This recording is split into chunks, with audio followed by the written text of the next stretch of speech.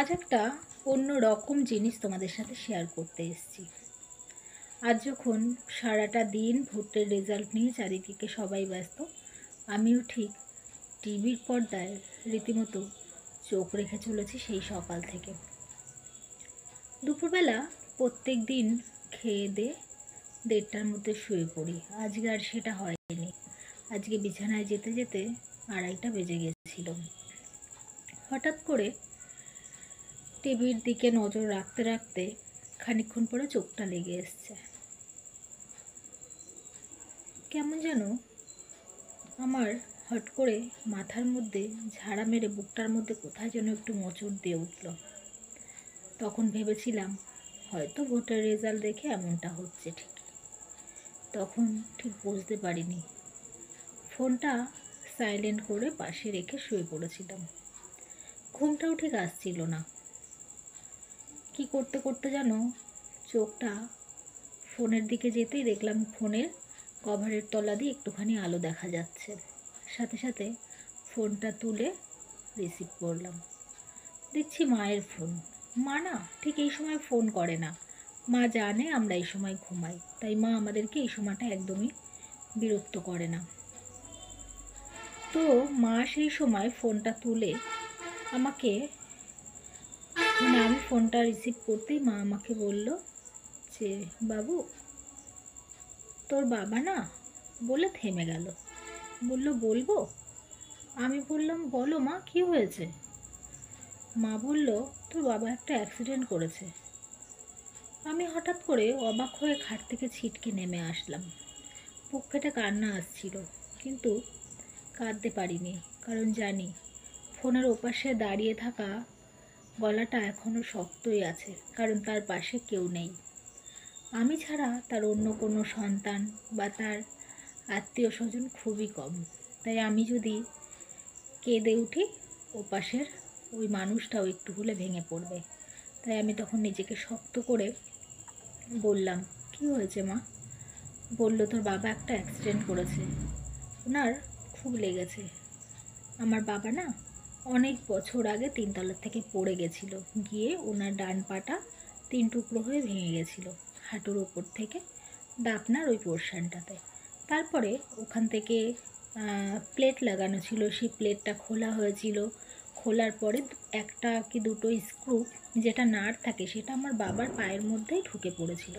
তখন আমি খুব ছোট, মানে তখন হয়তো আমার 2-3 বছর বয়স হবে, আমার ঠিক মনে নেই। আমার বাবা তখন থেকে ওই স্ক্রুপগুলোর সাথে যন্ত্রণা নিয়ে এতদিন মোটামুটিভাবে চলছে। হঠাৎ করে আর যখন মা বলল, আমার মাথায় যেন সেসব জিনিসগুলো ঘুরছিল। মা বলল, যেখানটা ভেঙে গেছিল তার ওপরটাতেই ভেঙে গেছে। শুনে না বুকটার মধ্যে খুব কষ্টে কান্না পাচ্ছিল। মনে হচ্ছিল ছুটে বাবাকে গিয়ে দেখে আসি, কিন্তু আমার বাড়ির থেকে বাবার বাড়ির দূরত্বটা যে অনেক বেশি। ইচ্ছা থাকলেও আমি তখন যেতে পারিনি।